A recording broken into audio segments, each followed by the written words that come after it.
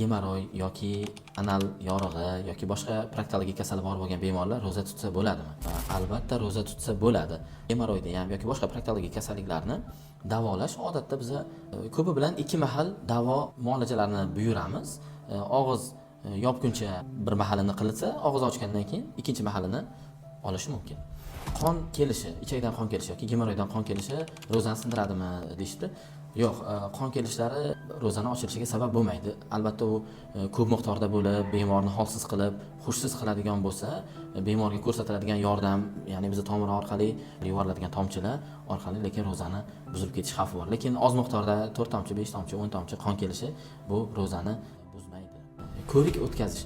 Bizni ko'rikka kelgan bemorlar ko'rik o'tkazish ro'zani sindiradimi? Yo'q, bu ko'rik o'tkazish ham ro'zani buzmaydi. Sababi biz ko'pincha vizualni, ya'ni ko'z orqali ko'ramiz va barmoqlarimiz bilan bosib ushlab ko'ramiz. Bu narsalar ro'zani buzmaydi.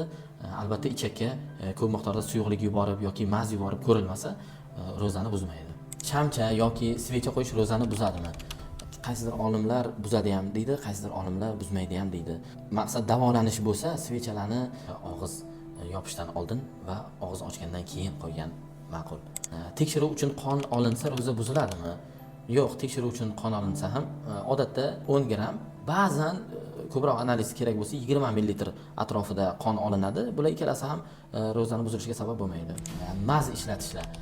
Tashqaridan ishlatiladigan mazlar yoki o'sha perianal sohasida mazli kompresslar ishlatish, bular ro'zani buzmaydi lekin. Yonboshga ukol olish ro'zani buzadimi? Yo'q, yonboshga ukol olish ro'zani buzmaydi. Ayniqsa og'riq qoldiruvchilar yoki antibiotik dorilarni yonboshga buyuradigan bo'lsak, bu ukollar ham ro'zani buzmaydi. Og'riq qoldiruvchi tabletka ichsa, albatta ichsa ro'za buziladi. Ich keltiruvchi vositalar ro'za vaqtida ichish mumkinmi? Albatta, ich qotmaslik uchun ro'za paytida surgi dorilarni ichish tavsiya qilinadi albatta. Chunki ko'pchilik bemorlarimiz ro'za oyida qabziyat kuchayishi bilan shikoyat qilib keladi. Bunaqa paytda albatta yordam beruvchi dorilarni ishlatish kerak. Og'iz ochgandan keyin uxlash oldida qabul qilsa bo'ladi. Qaysi odatlar zararli, qaysi odatlar foydali? Albatta birdaniga shoshib tez ovqat yeyish albatta zararli. Sho'r ovqatlar, achchiq ovqatlar yeyish ham odamni tez chanqatadi, tez och qoldiradi. Shuning uchun iloji boricha bug'da qilingan, parda qilingan ovqatlar yeyish foydali hisoblanadi va meva, sabzavotlarni ko'proq iste'mol qilish foydali hisoblanadi. Ramazonda operatsiya qilish mumkinmi? Albatta, bemorni sog'lig'i xavf ostida qoladigan bo'lsa, albatta operatsiya qilish kerak.